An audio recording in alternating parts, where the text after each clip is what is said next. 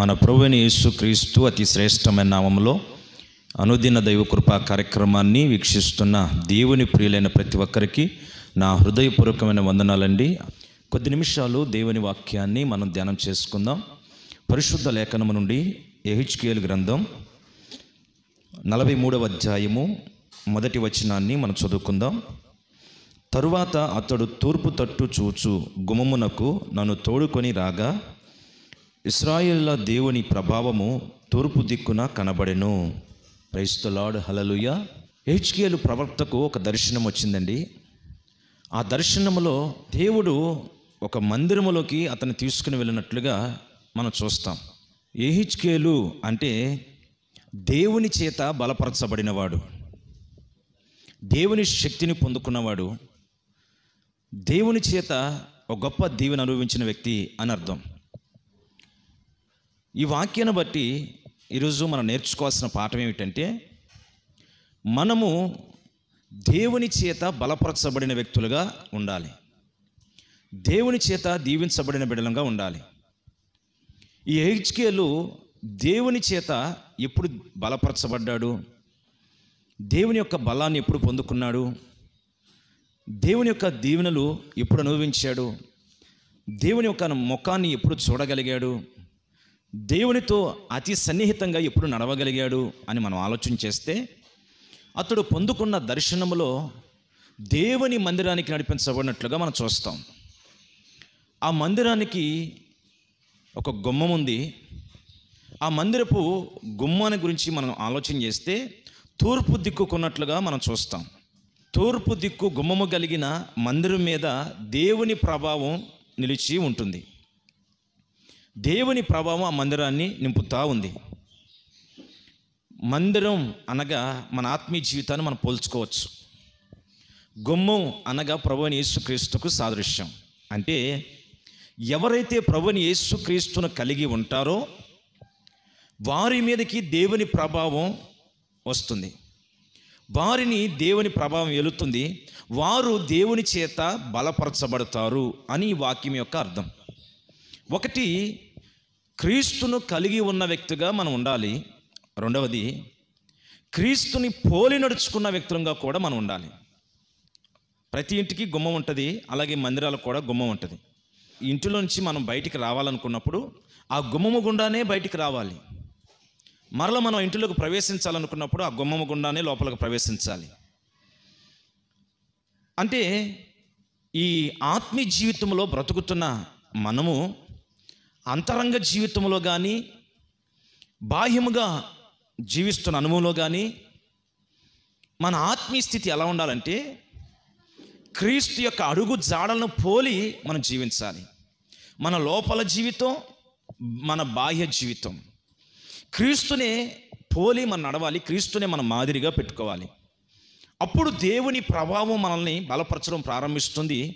దేవుని శక్తి చేత మనం బలపరచబడతాం, ఆశీర్వదించబడతాం. రెండు విషయాలు నేను చెప్పాను. ఒకటి, క్రీస్తుని కలిగి ఉన్న వ్యక్తులుగా ఉండాలి, గుమ్మము కలిగిన మందిరముగా ఉండాలి. రెండవది, క్రీస్తుని పోలి నడుచుకోవాలి. బాహ్యముగా, అంతరంగంగా మన ఆత్మీయ స్థితి క్రీస్తును పోలి నడవాలి. అప్పుడే దేవుని చేత మనం బలపరచబడతాం. చాలామంది జీవితాల్లో మనం చూస్తే ఆత్మీయ స్థితిలో ఎదిగినట్లుగా కనబడతారండి,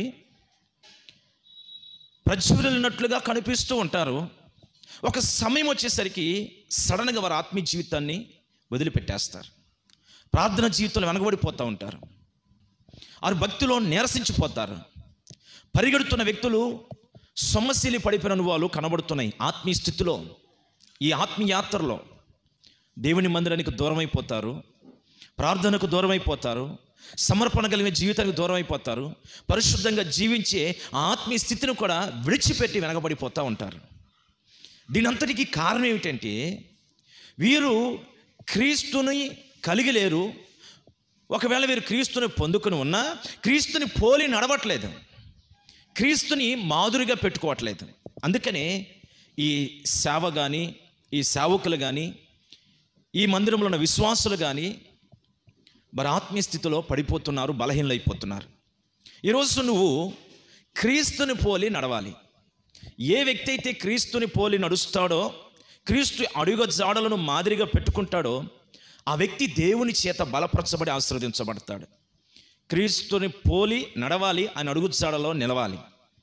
ప్రైజ్ ది లార్డ్, హల్లెలూయా. మనం చాలామందిని చూస్తాం. కొంతమంది సేవకులను పోలి నడుస్తారు, కొంతమంది వ్యక్తులను పోలి నడుస్తూ ఉంటారు. మనుషులను మాదిరిగా పెట్టుకున్న వ్యక్తులు పడిపోతారు. మనుషులను మాదిరిగా పెట్టుకోకూడదు.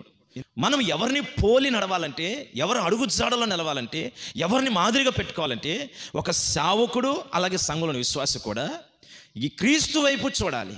యేసు వైపు చూచుచూ ఆయన మీద విశ్వాసం ఉంచి, ఆయన నడిచిన అడుగు జాడల యందు నమ్మకం ఉంచి, ఆయన నడిచినట్లుగా మనం నడిచినప్పుడు మనం దేవుని చేత బలపరచబడతాం. ప్రభు అంటారు, ఈ మందిరము క్రీస్తుని కలిగిన మందిరములో ఆయన వచ్చి నివసిస్తారంట. ఆ మందిరాన్ని ఆయన పాదపీఠంగా మార్చుకుంటారంట. అంటే నిత్యము ఆ మందిరములు ఉంటారు.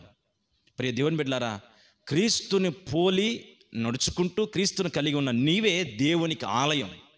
ఈ మందిరములో ప్రభు వచ్చి అడుగు పెడితే నీ జీవితం ప్రజ్వరిల్లుతుంది. ఈ మందిరములో ఆయన అడుగు పెడితే ఆయన స్వరాన్ని వినగలుగుతావు. ఈ మందిరములో ఆయన అడుగు పెడితే ఆయన ప్రభావం చేత ఈ మందిరం నింపబడుతుంది. ఈ మందిరములో ఆయన అడుగు పెడితే ఈ మందిరములో ఆయన నివసించడం ప్రారంభిస్తారు. నీ సమస్యలన్నిటికీ పరిష్కారం ఆయనే చూపిస్తారు. కనుక ప్రియ దేవుని బిడ్డలారా, సౌలుని పౌలుగా మార్చిన దేవుడు, ఎండిన ఎముకలను మహాసైన్యంగా మార్చిన దేవుడు, 12 సంవత్సరాల రక్తస్రావం కలిగిన వ్యక్తిని మంచి భవిష్యత్తునిచ్చి ప్రజ్వలింపచేసి ఆరోగ్యంతో నింపిన దేవుడు ఈరోజు నిన్ను కూడా ప్రజ్వలింప చేస్తాడు. ఆయన మాటల శక్తి చేత నీ కుటుంబాన్ని కడతాడు. నీలో నివసించి ఆయన సంచరించడం ప్రారంభిస్తాడు.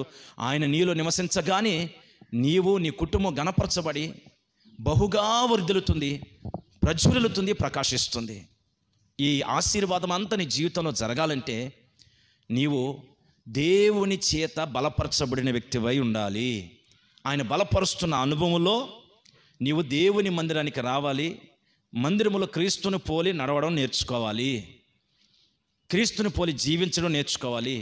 నిత్యము ఆయనతో నువ్వు సహవాసం చేయాలి. ఆయన మాదిరిగా పెట్టుకుని జీవించినప్పుడే దేవునికి ఆలయముగా నువ్వు మార్చబడతావు. ఆ ఆలయమును దేవుడు ప్రకాశింపచేస్తాడు, ప్రజ్వలింపచేస్తాడు. ఆలయములో ఆయన స్వరాన్ని వినిపిస్తాడు.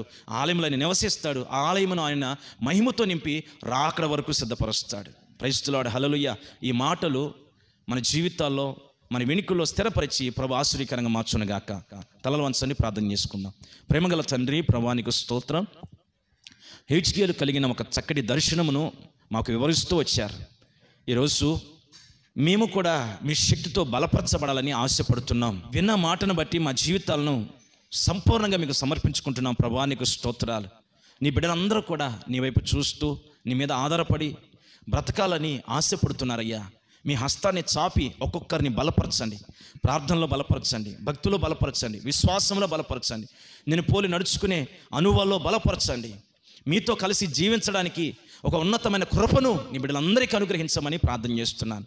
ఏ బలహీనతల చేత నిలిచినా, సమస్యలైనా, కృంగిపోయినా, పడిపోయినా ఇక మీదట నీ బిడ్డలు సమస్యలని వ్యక్తులుగా నడవాలి, భక్తులు నిలబడాలి, ఒక ఆశీర్వాదాన్ని బిడ్డలు అనుభవించాలి. బలపరచబడిన సంఘముగా, బలపరచబడిన వ్యక్తులుగా, బలపరచబడిన సేవకులుగా నీ సన్నిధిలో కృపతో నడుచుకునేట్లుగా కృప దయచేసి గొప్ప ఆశీర్వాదం చేత నింపి ప్రజ్వలింప చేసి మహిమ, ఘనత, ప్రభావాలు మీరు పొందుకున్నామని త్వరగా రానయ్యున్న నా ప్రభువైన యేసు క్రీస్తు అతి శ్రేష్టమైన నామములో ప్రార్థన చేసి స్తుతించి వేడుచున్నాం పరమ తండ్రి.